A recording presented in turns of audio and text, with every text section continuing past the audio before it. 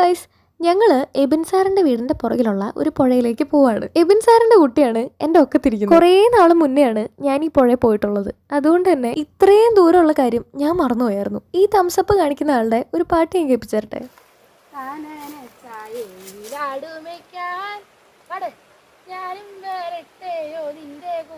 ഇവളുടെ കൂടെ പോയാല് ഓൾവേസ് ഈ വൈബാണ്. ഇപ്പം നിങ്ങൾക്ക് മനസ്സിലായി കാണുമല്ലോ ഞങ്ങൾ എന്താ ഫ്രണ്ട്സ് ആയെന്ന്. പണ്ട് ഞങ്ങളുടെ കിണറ്റിലെ വെള്ളം വറ്റുമ്പോൾ ഞങ്ങൾ ഇവിടെയാണ് കുളിക്കാനും തുണി അലക്കാനൊക്കെ വന്നുകൊണ്ടിരുന്നത്.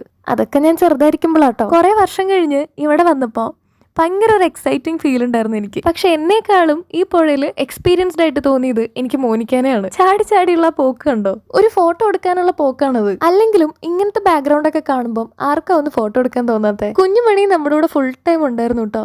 പുഴ വന്നിട്ട് എങ്ങനെയുണ്ട്? സൂപ്പറാണോ? അവൾക്ക് എന്താണേലും ഇഷ്ടപ്പെട്ടു. പിന്നെ ഈ വീഡിയോ അൺഎക്സ്പെക്റ്റഡ് ആണെന്ന് പറയാൻ പറഞ്ഞു. അത്ഭുത ദ്വീപിലെ ചിരി പോലത്തെ ഒരു ചിരി കേട്ടാലോ.